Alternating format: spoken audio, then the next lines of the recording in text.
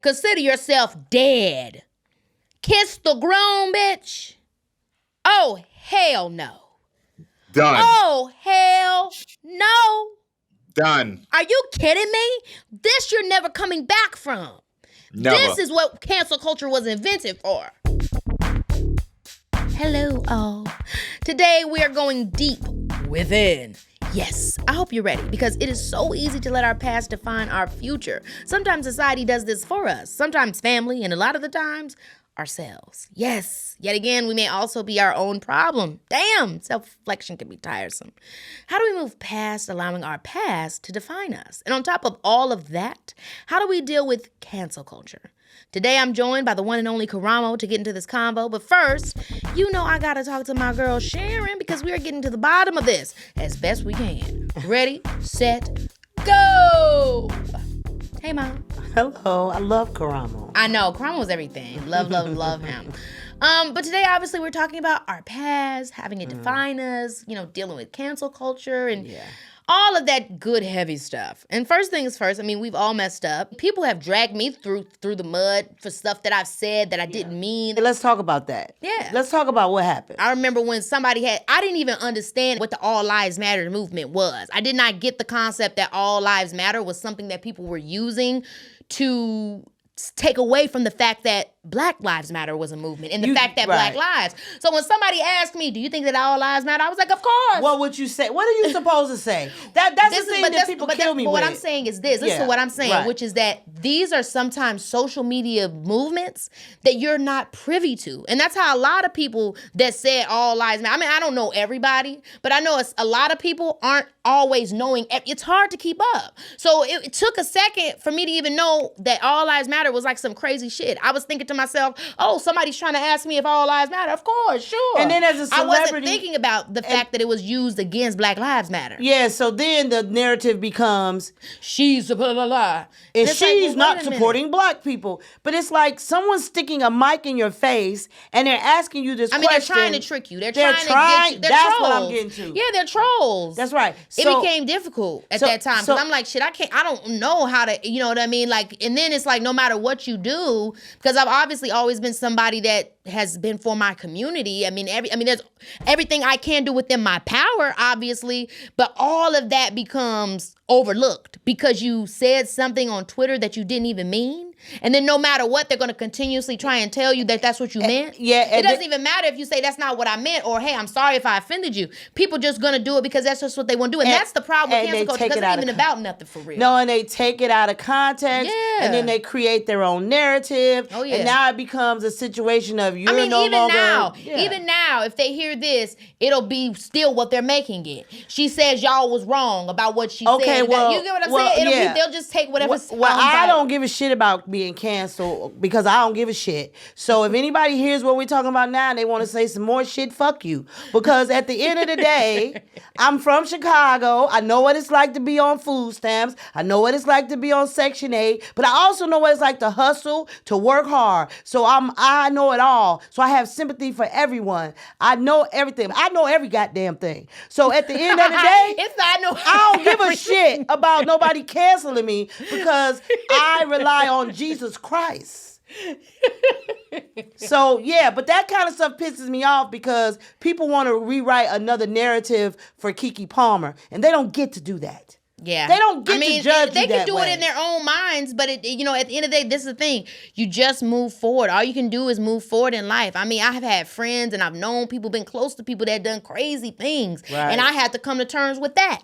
You know what I mean? And so I've experienced a lot of things as a public figure and just in the world, not more different than anybody else because everybody's reality is relative to them. I'm sure somebody's got canceled in their neighborhood. You know what I mean? It's maybe not the same thing as online. Right. But people choose to say you're a fucked up person when they get ready. And all you can do is move forward. Yeah, just because they say it doesn't make it true. You know your heart. You got to know your heart at the end of the day. Right. If we looked into everybody's lives, I'm sure we'd decide that they were terrible if we wanted to. Right. Just let me make it clear.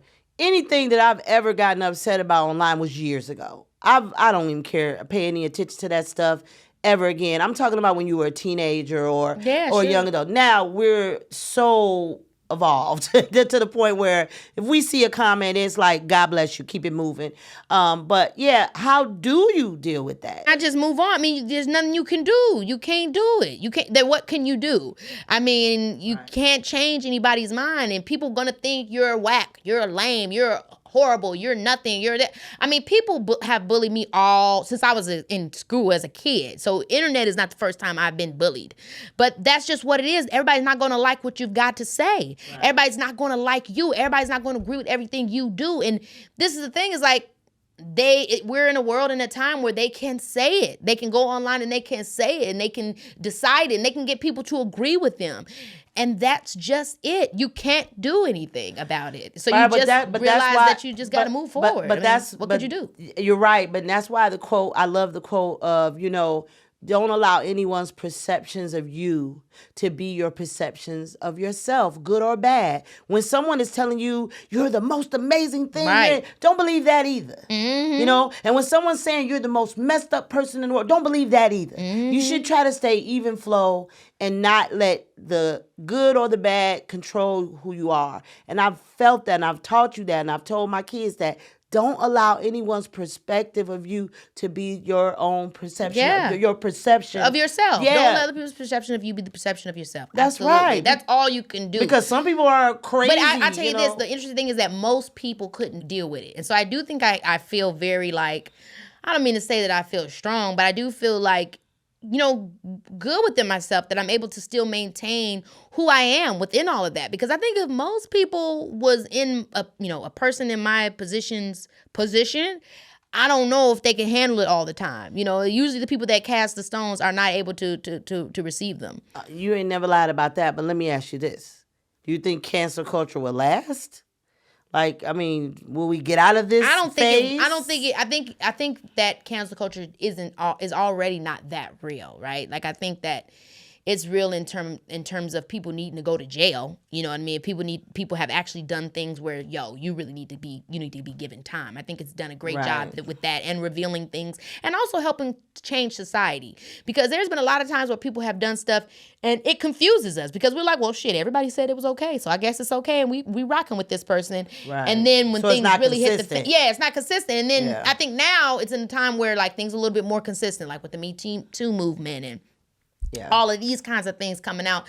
There was a time where a lot of people just looked the other way and it was deemed normal. Like, oh, well, I've heard that too. Anyway, let's do this thing with that person. Where people would was still being successful while having that stuff going on. And that made society kind of, I think, be quote unquote seem okay or be okay or think it's okay with things that they weren't always. And so I think now cancel culture had a lot of those people go to jail, and I think we all can understand that that was not okay. And even if as a society we all agreed we should not have, and we should have not turned the other cheek. And so I think in that regard, it's done what it's needed to do. And that's always, I feel like, always going to remain. But as far as the cancel culture aspect that just involves people bullying you, that still doesn't exist. That's just like a day or a week or a period of time of bullying. Right. And whenever somebody decides to bring it up. So I got to get to my conversation with Karamo. That was so good. You crazy, Sharon. Okay, guys, I'm going to talk to Karamo. You're amazing. You are as well. Baby, this is Keke. Get ready to feel inspired because I'm sitting here with one inspirational human being. Okay, you may know him from Queer Eye or his talk show, Karamo, which returns for its second season this fall. I remember when he told me about the show and I knew it was going to be a hit. Please welcome to the show, Karamo. Oh my gosh, I'm so happy to have you on here, Karamo. How are you? I'm good, Keke. How you doing, love? I'm so good. It's always good to see you and talk to you. How's life? Life is good, girl. Just trying to hustle and make my coin. I know that's right. You got the Karamo in the bag. We're living large. Just giving me everything I need. This is the corn, okay? Corn. So I'm excited to talk to you today because we are talking about just life and all the messy parts that can make big impacts on just who we are and who we decide to be. And you're somebody who's been in the public eye since very young. I mean, going from the real world to obviously Queer Eye and all the great things you've continued to do thus far. So I kind of want to go back to the beginning of how it was living your life so in front of the world. And, if there were any things that not necessarily you regretted, but just when you look about how you've evolved, and how things have impacted your life, I just kind of want to talk to you about, let's start out there. Girl, I regret so much from that time period, and that's real. What? Because so this is next year is my 20th year since I was 23 years old, and since The Real World came out. Jennifer Hudson just posted that this was her 20th year since she did Idol, and the growth, and 20. I don't even feel 20 years older. Like the skin is still clean, the face is still given. So I don't feel. Thank you. So I don't feel like But I look back at like that moment when I was on The Real World, and though it was impactful in the fact of like people didn't see like Black queerness on reality television before Absolutely. then, in the sense of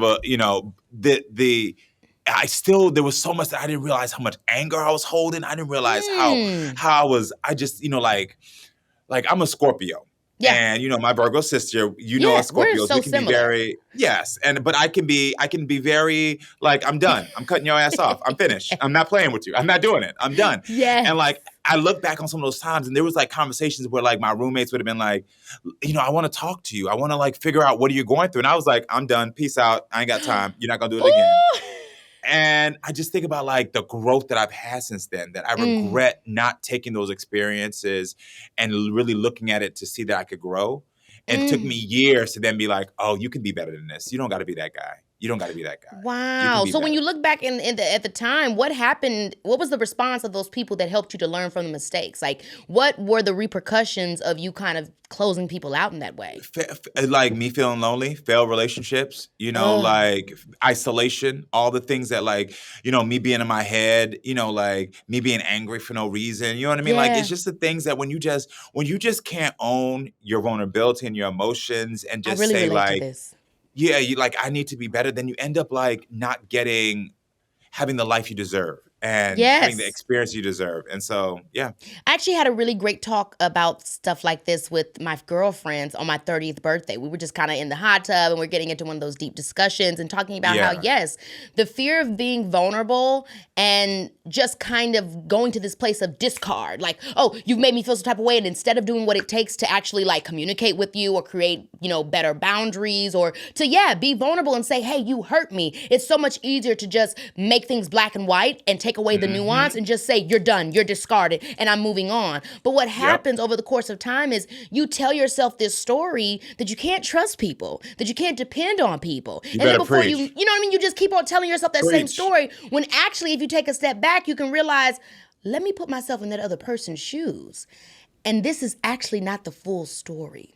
I'm just telling myself one half, you know what I mean? And the half that I'm telling myself is actually, like you said, keeping me from having the best life that I know and deserve. And by the way, believing that people actually do love me, even though they're love me, and they do. Exactly, they do love you, even in those moments. And like, I'm never telling anybody to go back and have somebody hurt you, and do all these things. But it's the word you said, which is clear. And I try to teach people, and I think we need to have this conversation a lot more. Especially now that like mental health is a topic we talk about all the time. We talk about vulnerability. It's boundaries. I still don't think people know how to understand boundaries and understand that like it is okay to say, as I'm feeling hurt and as I'm feeling this way, I still need to be able to set a boundary with you so that we can understand each other, so that we can grow, so that I don't feel this way, but also you understand how we need to move forward so we can keep being better. And so...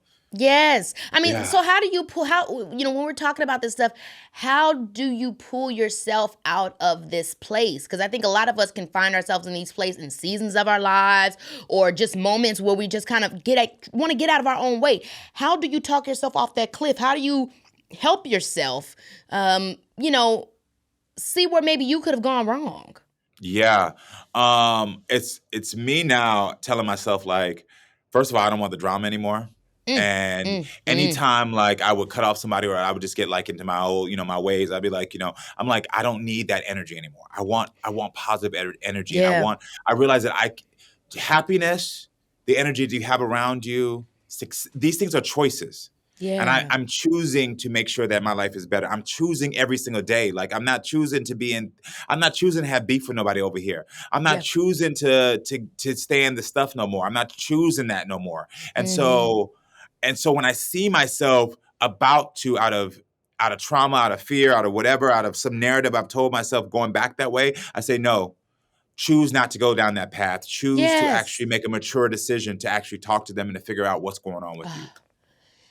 Oh, it's so hard to do that. It is. It is hard. But it's so true what you say about like I'm tired of the drama, because sometimes you realize, oh my gosh, I'm like addicted to this like melodrama life where everything ends up in a big blowout, or I have to cut a motherfucker off again. Okay. Like it's like who wants to keep, like why can't we just, you know what, we grew apart, but the love is always there. Call me if you need me. Or you know what, girl, I gotta be honest. You're giving me girlfriend when I go out, not girlfriend when I'm inside trying to have a deep moment. Like let's just create a different vibe when we get together. You know, like we never want. It's so interesting. I mean, how do you think you've stopped the past from defining you, right? Because I mean, once you reach this moment, like when I was talking to my girlfriends and I realized like all the different things that maybe I had told myself a different story about, and I now seeing them with a different awareness, it's easy to kind of be hung up there and be like, oh my gosh, what have I done? What did I do? Or, you know what I mean? Like, then you make it a whole nother ego moment where you're just sitting there feeling so shamed or whatever you have it.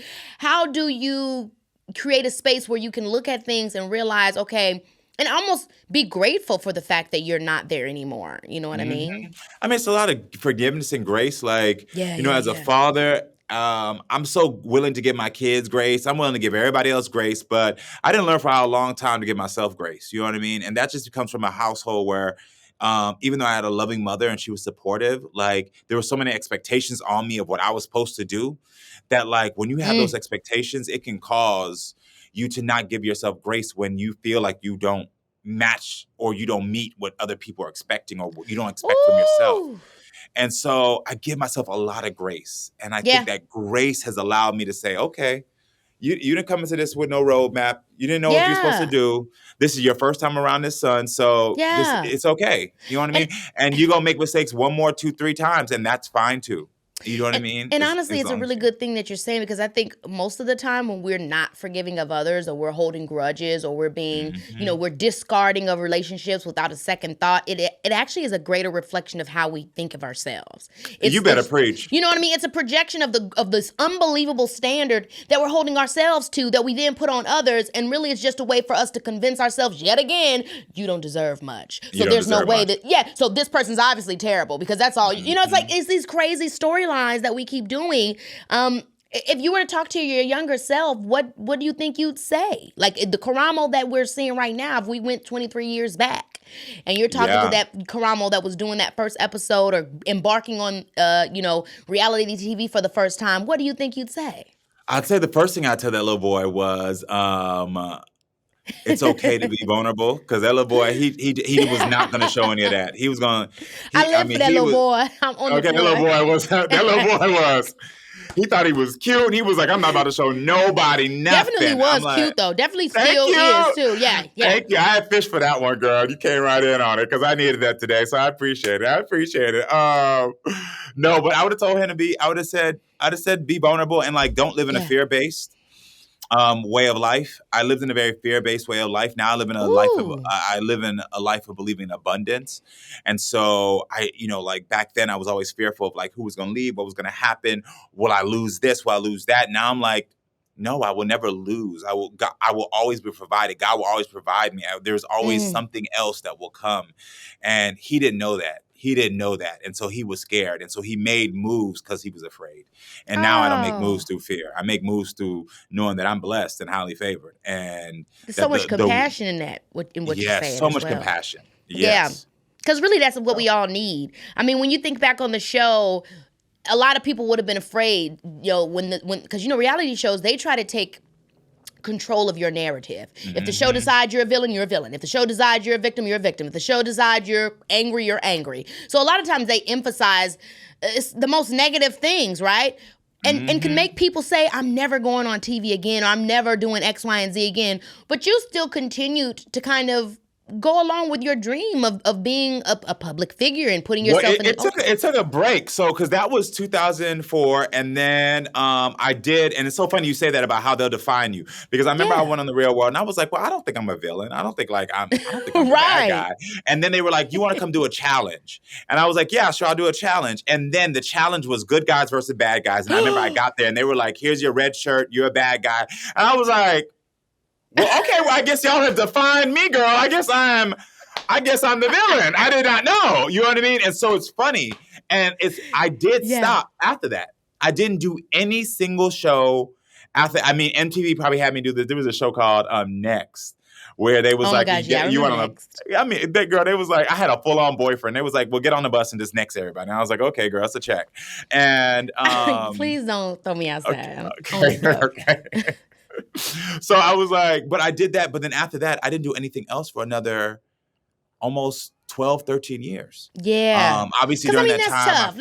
That's tough. Because really, we're sitting here talking. And the reality is you were just a person growing up like any other person. You know what I mean? Yeah, and then here it is, these networks and these people telling you that's who you are. Who you are, exactly. And the thing is that you know this better than anybody else because of your career and where you've been since you were young, is that they will define you. Oh, I mean, you've seen a lot of your counterparts who got defined a certain way and then they went on and they didn't have your sensibility, they didn't have your family. And I didn't have nobody in my family who'd been TV. No one had ever been to LA. They didn't know none of this stuff. So like me trying to tell them I wanted to be back in this, I again, fear-based. And I was like, I can't do this. I can't do this because I have an education. I don't want to ruin my life. And this is the point where people forget where like reality TV wasn't given what it's given now. There was nobody making a career out of it. There was no franchises and like, Jersey Shore's Housewives. When my show came out, Kardashians wasn't out. There was none of it. I mean, when that was, I was barely in acting. I think I was like 10, 11, 12. Yeah, I mean, you were young, yeah. Super young. So none of that stuff came out till 15 years later. Exactly. And so I stopped because of that fear base. And then one day I was talking to my oldest son and he asked me if I was living my dreams. And it was the hardest moment for me because you're a mother now and you're going to start seeing these as your child starts to talk to you. It's like how do you protect them, but also like helping them to inspire them by also guiding them. And I'm like, well, in this moment, I can either lie to him and say that working in social services is my dream, which it was. I was so happy to be doing it. I was happy to help people, but it wasn't my dream. I wanted to get back to TV. That's why I'm in the real world in the first place.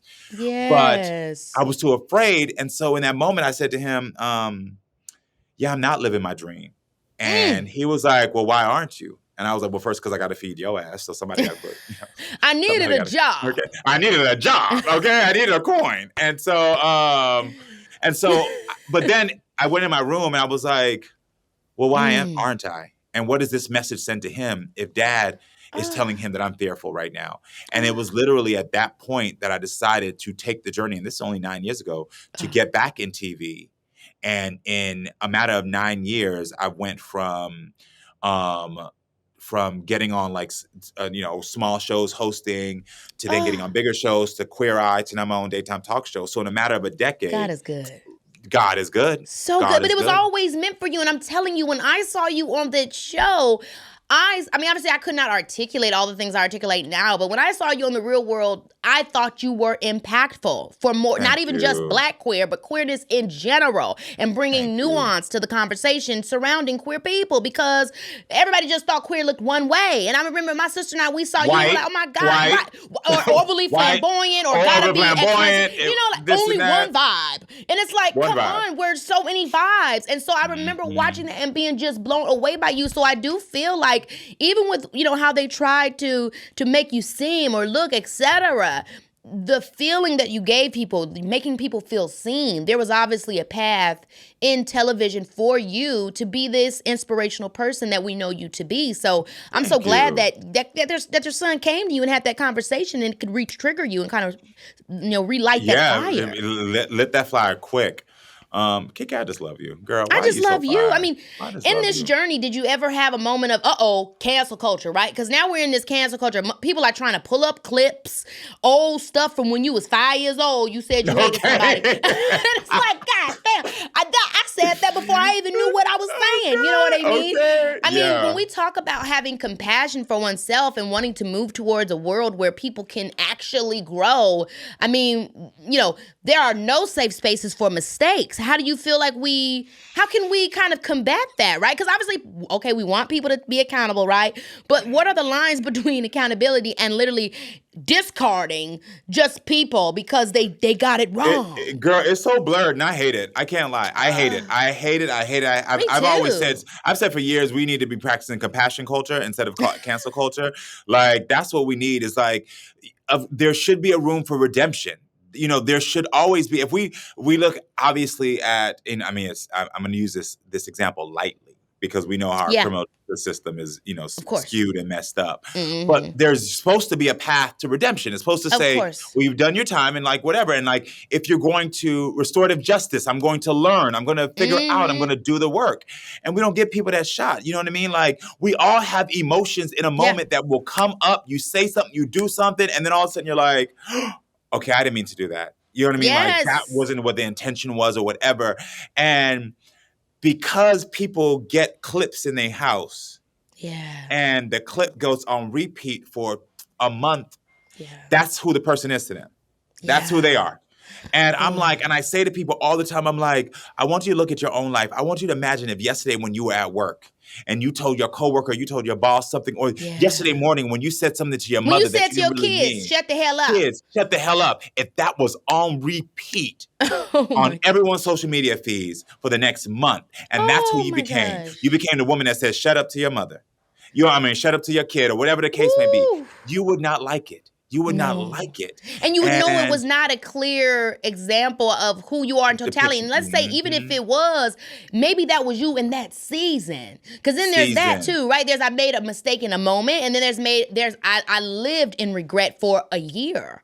Or whatever it is. People have the opportunity, like you said, to change. But I think it goes back to what we're saying earlier, which is that we don't have any compassion for ourselves. We are so hard on ourselves. We're not healing from ourselves. Harder on other people. And we get harder on other people. And then not only do we get harder on other people, but then we're like, well, good thing it's them and not me. They're worse than me. Get that guy. Exactly. And I can't stand it. I mean, my luckily, when I was on reality television, like the clips that I did there was nothing that resurfaced, and the phones wasn't like, people didn't have the social media. So like the things that I was doing, I'm like, girl, I used to, be in Atlanta popping and locking it. That if some of them videos came out, girl, this NBC might not have wanted to give me this show. They might have been like, well, hold on, girl, we saw you in 2015. We don't know. You was at the Catch One in LA. Somebody gonna catch that reference. Everybody could get caught. You know what I mean? Everybody could get quote unquote caught because no one is perfect.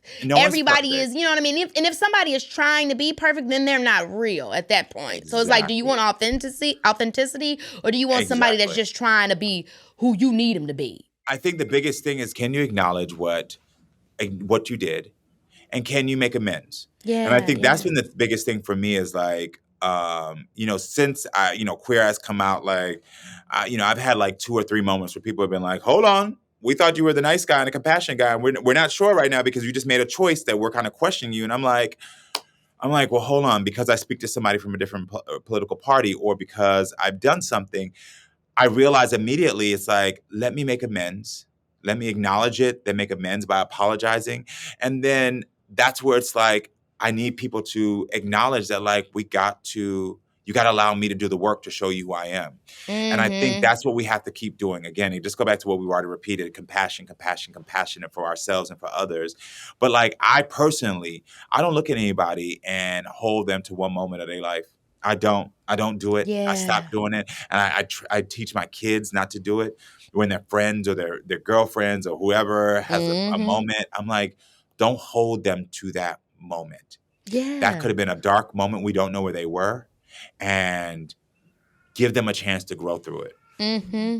And that's, I couldn't agree with you more. I mean, how do you deal with, in your own life, I guess you just said it. You really just try to take accountability and say, hey, all I can do is move forward and try to be better from here. That's all I can do. Like, you know what I mean? Like, we season 1 of my show, I had a guest on that I didn't even know about these people, and I ain't gonna talk about their names, but I had a guest on where they were social media famous. Oh. I didn't know who they were before they walked on my show.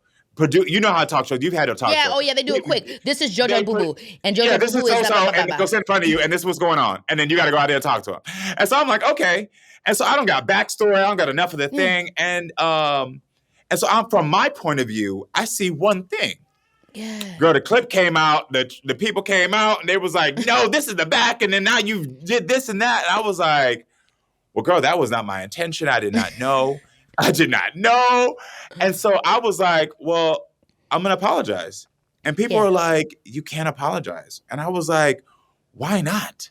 Like, just apologize. Like, if someone feels hurt and there's an audience that feels hurt, just apologize. And I think that's been the biggest thing for me. That's like, I'm never going to please everybody. I think that that's also the issue, right? When it comes to cancel culture, that's what people are expecting, especially when they see people like in my position or your position or any type of position that they assume, you know, we're living a privileged life to some degree, which we are, right? We may not be living, you know, the damn Rockefeller life, but we're living some version. I mean, people are experiencing all different types of realities. And so when they see us living this fabulous TV, etc., I think a lot of times when they see that, oh, you've made a mistake, it's like, will this person come off of their high horse and actually acknowledge that they've hurt people? And that's it. Are they able to see things from someone else's point of view, or has their privilege made them believe that they don't have to? Has the privilege made them feel like they don't have to value others and that, oh, well, whatever, they got my point, I don't have to go out of my way? And so I do think that that's a part of why cancel culture has unfortunately gotten so thick, is because that's what people feel like they're seeing, or what they felt for so long. Yeah. Oh, these people don't have to apologize, or these people don't never have to make amends. Well, now they're getting canceled. And then that's become a thing where it's like to everybody and to people unjustly. And so I think it's important that you said what you said, which is that people actually told you not to apologize. People said it. You know, they they were said, like, I mean, you know this business. In your bubble, you know this business, girl. The team, when you got networks and people and everything, they trying to protect their bottom line, and your work not commodities, and but you're living in a bubble. We're living in a bubble. And they'll tell you not to do this or do that, and I'm like, and you have to fight against that. And luckily, I've been able to do that, but it's hard. But like, again, for me, acknowledgement, apology, I'm just there. You know what I mean? But I will also tell you this, and I told this to my best friend the other day. You know, some things I don't pay attention to. Yeah. And I heard, I don't know who said this, but I've adopted this. I see what people applaud for, so their boos don't matter to me. Yeah. Because, girl, I know what you're applauding for, and girl, that's trash. So you booing me right now don't mean nothing to me right now. And that doesn't take away from when I know I hurt you. So like, I don't want to sit here and like convolute the fact that like I'm all about accountability and apologies, but I'm also at some points when the chatter becomes too much. Yes. When the chatter becomes too much. When y'all running your mouth too much, I don't care. So true. Because I can't live my life by someone's chatter. Yeah. And I can't live my life, my relationships, my partner, my children. I can't live my life by your chatter of what you want.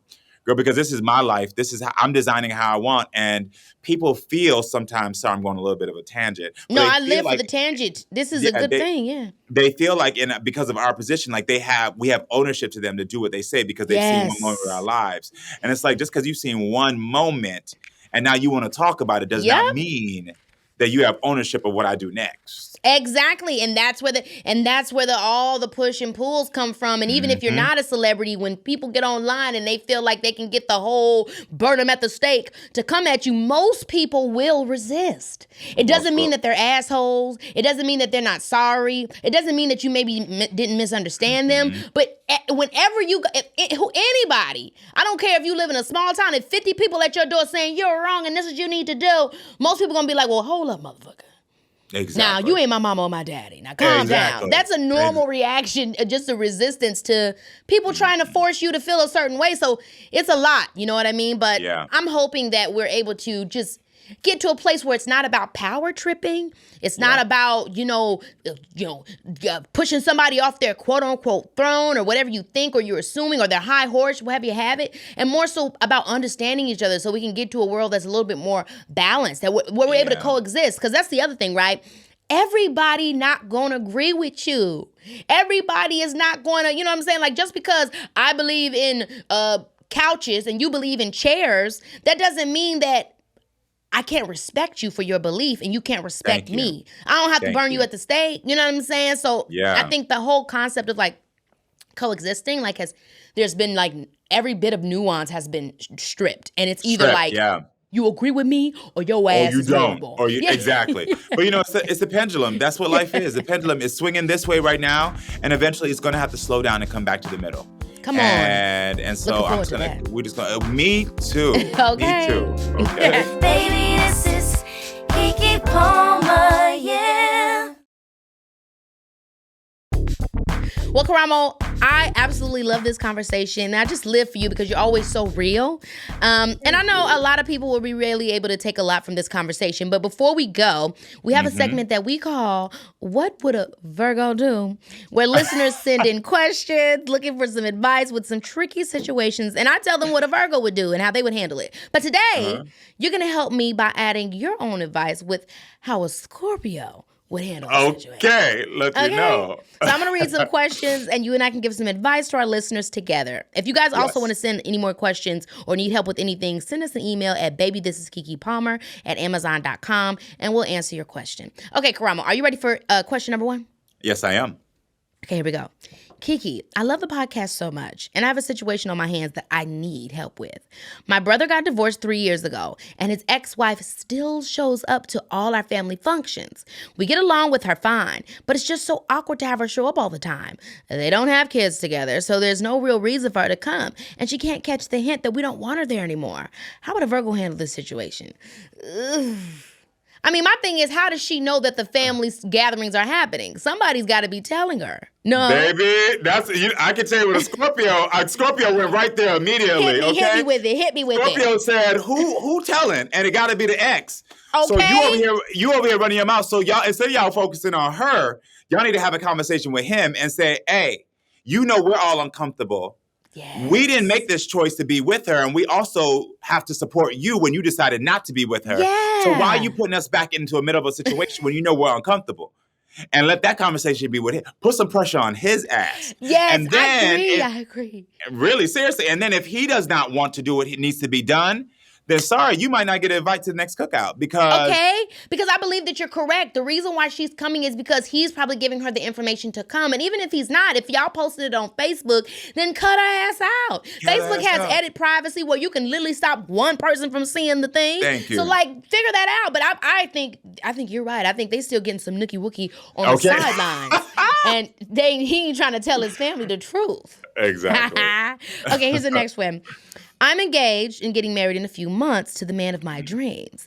However, his mother is the mother-in-law from hell. I was venting about her and all the annoying things she does and accidentally sent the message to her instead of my mom. She was furious and won't speak to me, and I don't know how to fix it. What would a Virgo do? A Virgo would say, look, this isn't the way I wanted you to find out, but you're right, it's true.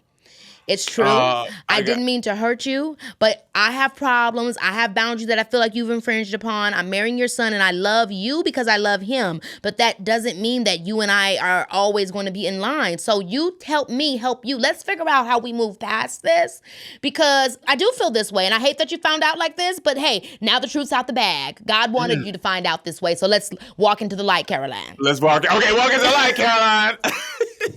Keke, can I tell you something? So first of all, my advice has been the same for you, but I did this. So you know my partner Carlos. I know, I love that man. I love him. He's everything. Very fine. I love him. But anyway, before I met him 2.5 years ago, I went on a date with this guy who's in TV. And we were at a restaurant. And literally, I mean, it was just, it wasn't going nowhere. Yeah. And so I was like, well, let's have I'm not a big drinker, but I like, to have a little cocktail. I don't like to get drunk like that. Take the edge off. Yeah, take the edge off. And so he was like, well, I'm not drinking. I just read the conversation. So I text my best friend and was like, oh, she don't drink either, girl. She is so boring. I just want to get out of this date. And he got up and went to the restroom, and that's when I sent the text. And why did he come out of the bathroom and was like, I think you meant to send this to somebody else. No. I knew! Keke, when I see you, I'm going to tell you who this person is. You know him. Oh my God. He was on a TV show, Major, and baby, when I tell you, I'm not, and I just said, you know what, I'm sorry. And what did he do? The same thing. He sat down at the table because he's a really sweet guy and not confrontational. Oh, and no. Clearly is not a Virgo or Scorpio. I got to go see what his And so what did you say? I said exactly what you just said to the mother. I said, I'm sorry, I didn't want you to find out this way. But I just felt like we're not vibing. And I was like, I'm just going to just wrap this up. And then we had to go down and wait for a valet. And then I had to drop him off at his house because I picked him up.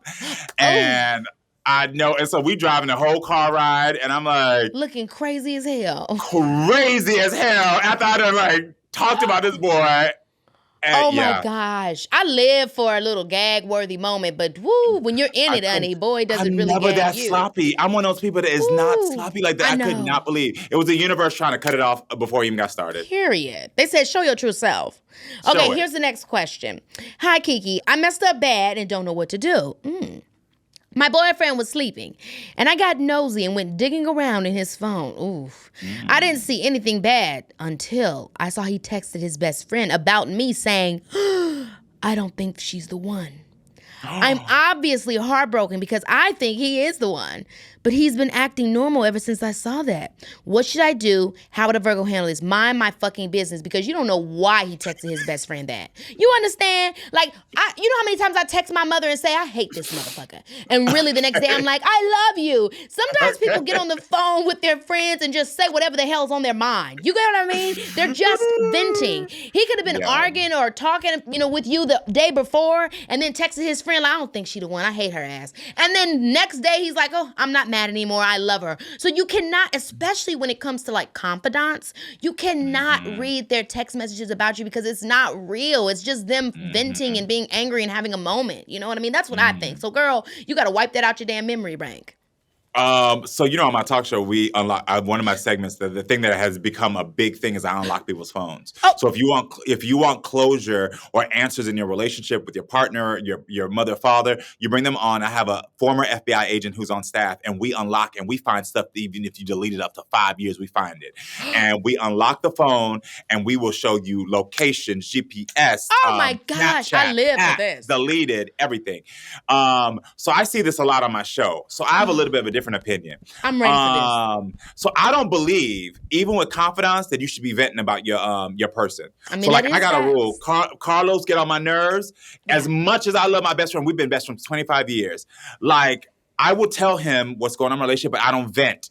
And I don't say nothing because the thing is that what you just said is true. We move on quick in relationships, but the person you done told, they still got that information. They're not able to move on. There's something about why you felt like you wanted to tell somebody that I got to figure out, because now what else have I said to you that you felt like maybe I need to go tell them? Because the thing is like when you vent to somebody, I just saw this on social media. We got to remember that vents go into other rooms too. They do. All right? Come on, vents. Baby, the vents go in other rooms too. Vents so you going in other rooms too, taking me out. Okay. So stop venting because you told that best friend and it might go somewhere and they're stuck in that moment. Yes. So I would actually say you got to sit them down and you got to own the fact that you broke the trust and just say like, look, we both wrong. We both wrong. You talked about me. I broke the trust. Well, I think what you're saying is so 100% true because she's saying she thinks he's the one, but she's going through his phone. She's going through the phone. So it's like you and him are actually the same person. Y'all saying each other is the one, but y'all are literally doing opposite things within the same. Yeah, I think you're 100% right on that. Preach, Miss Palmer. Woo, we're really getting down to it. Okay, next question. Dear Keke, I'm in a long-term relationship, but haven't been feeling the spark the past few months. I want to break up with my boyfriend, but we have a dog together, who I love more than him. I'm getting more than anything.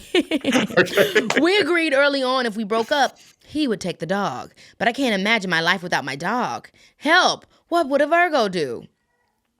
Now, girl, my thing is, what do we mean by the spark? Look, maybe this is the practicality of a Virgo and just me being grounded, but the spark's not always going to be there. It's just not. You're not going to always feel, the butterflies and all that stuff, it feels so good in the beginning. I get it. I love it. You want it to stay forever. It just doesn't. And if you want somebody who ain't got a mortgage or a baby. Because, baby, if you're not worried about sparks when you got real life, girl. But finish, Keke. I didn't mean to cut you off. I feel that same way, though. It's like, this is your person. You're with them. You was with them so much that you decided to get a dog together. That's a huge responsibility. So clearly there's somebody that's responsible that you can count on, that, you can depend on. And you didn't say, I don't trust him. You said the spark isn't there. And my thing is, focus on getting that spark back or focus on reconnecting in ways that can ignite a different spark. But I don't think getting up and running away and thinking about also taking the dog. A lot of that just feels a little bit like something else is more going on. I don't know. What do you think, Karamo? I agree. There's something bigger here, and she's using a spark as the symptom that she's trying to use to say, I need to get out of this. I think she needs to do some self-exploring. Now, the Scorpio in me would register the dog under my name so that when I did make the decision, I say, girl, the dog is registered under me, okay? All paperwork and signs point to me, so I got to take my dog with me. But I would prefer her to definitely figure out what the real symptoms is. See, that's the part with me being a Scorpio, like, and also being trained and knowing better. Like, there's a side of me that's like, trained. do better. Yeah. But then the other side of me is like, girl, if I really want this dog gonna be registered to me. So, girl, you ain't got no recourse. If the police show up somebody, the paperwork say my name, not yours. That's my main thing, though, with the whole dog thing is, like, I feel like the fact that she wants to take the dog after agreeing to something else shows that there's some level of spite. It shows that there's some real, there's actual bad feelings. It's not like you just want to move on. It's like you want that motherfucker to hurt a little bit too. Exactly. You know what I mean? That's why the other part of me is like, you sincerely have to like be able to like really explore what's really going on. Exactly. But the spiteful Scorpio in me. Register the dog in your name, girl, at the local veterinarian, and then with the chip, and make sure you got that paperwork. It's the chip with for the me. The chip. Okay, last question. Okay, girl, I need help. I'm a bridesmaid in a wedding, and my friend threw a joint bachelorette party, a bachelor and bachelorette party. We all got wasted, and I made out with the groom.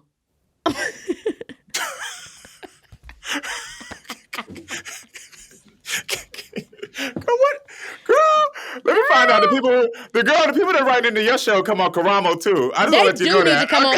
I would live for the real life version. It was a huge mistake, and it only lasted 2 seconds, and I regretted it ever since. Do I tell my friend, aka the bride, what would a Virgo do, bitch? Consider yourself dead. Kiss the groom, bitch. Oh, hell no.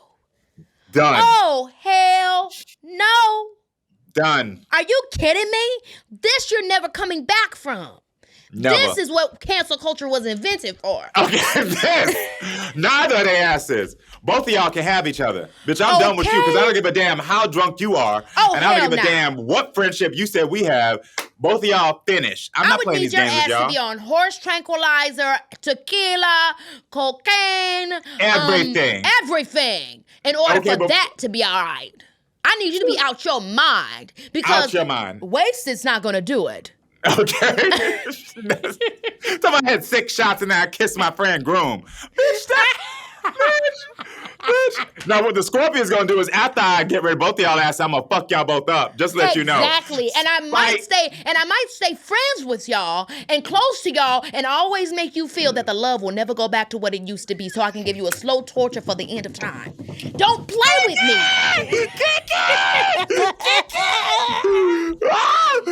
Okay?